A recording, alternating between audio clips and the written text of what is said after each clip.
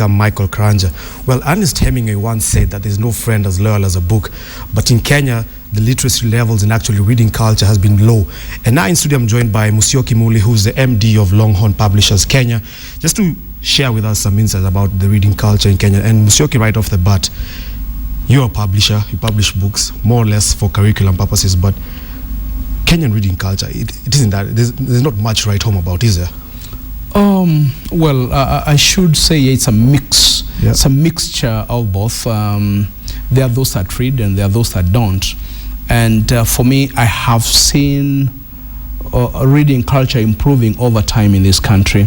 Let me just say that it is not just curriculum books that we publish. We publish a lot of creative works, a lot of motivational books, a lot of reference books.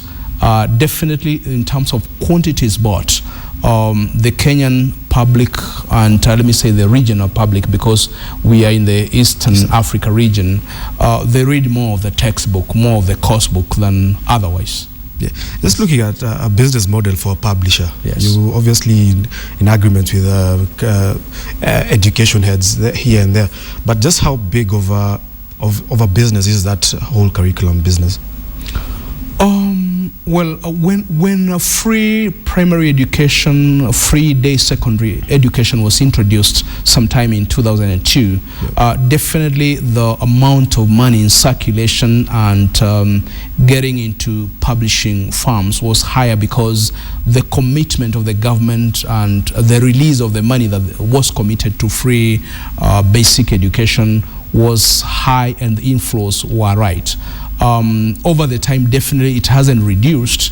What has happened is that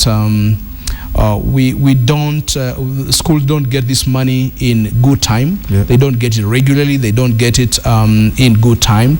But the size has remained around 10 billion shillings over in a year available to schools and in the market.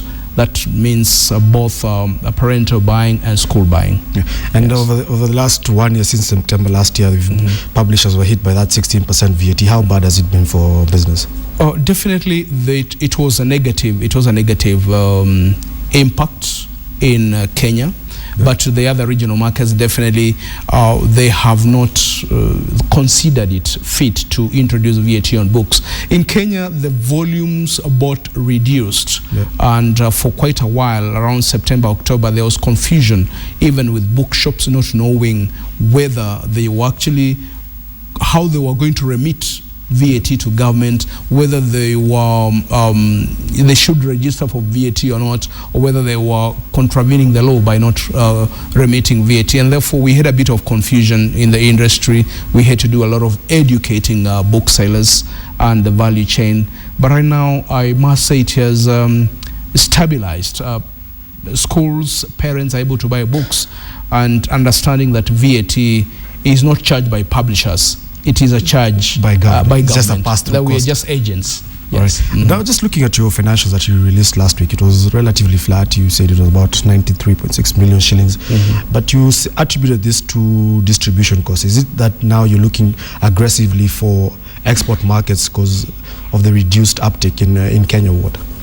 Let me say that our getting into the regional markets is in no way actually informed by what is happening in the local market. Yeah. It is just our growth strategy that we got a vision to be the leading publisher in Africa, providing innovative learning materials. Yeah. And therefore our growth into the regional markets is informed by strategy. Definitely it will offset the risk of a shrinking market, if that were to be. Yep. Because you don't have as much money as there was before, and therefore our expansion in the regional market is part of our strategy of ensuring that we provide the same innovative and differentiated products in the regional markets as we have done over time in Kenya. Yes, we registered 1% growth in profit, which we are glad that we were able to do that against all the forces that were against us in the regional markets. For example, I must tell you, like in Tanzania, the price was dictated by the government.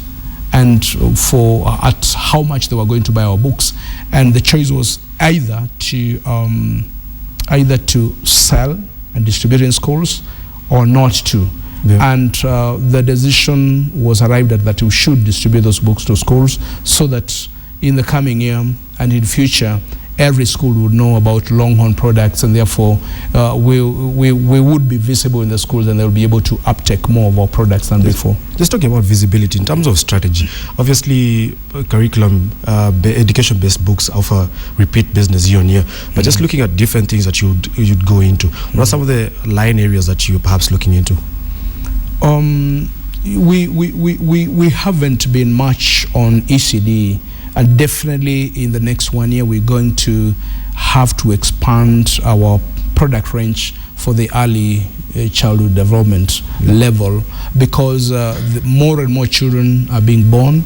Parents are very eager to have their children, interact with books and get an early entry into education, and we feel that we should be the right players at that level. We had left it and concentrated on primary, secondary and tertiary, but we feel that the foundation should be right, and we'll be able to provide. It's okay, I have to cut you short because of time, but yes. Just looking at also people, you said there are very nice writers in Kenya, but the thing has been that access to publishers has been difficult. How are you addressing that gap? We have been encouraging schools to form clubs and work with the writers' clubs by way of encouraging reading within groups, so that people can encourage one another. We're now exploring partnerships where we can actually grow reading clubs within social places, so that then the reading culture can be grown among the adult publics, because those should be the people to encourage children to read, and they themselves also to be able to become readers, and therefore that will grow the reading culture. We're also actually working with the Ministry of Education to come up with a national book culture, which will help the government to be able to input certain resources in growing literacy, and of course making some waivers and availing resources to grow libraries and readership among the unreached publics. All right, Mr. Kimuli, thank you very much for your time. That has been Mr. Kimuli, just shedding more light on how the reading culture in Kenya is growing, and what you would say is pick a book, gain knowledge. But just before I hand you over to Edith, the NSE board has appointed Andrew Ashira as acting CEO, as Peter Mwangi heads over to Old Mutual. We'll have details for that on that story.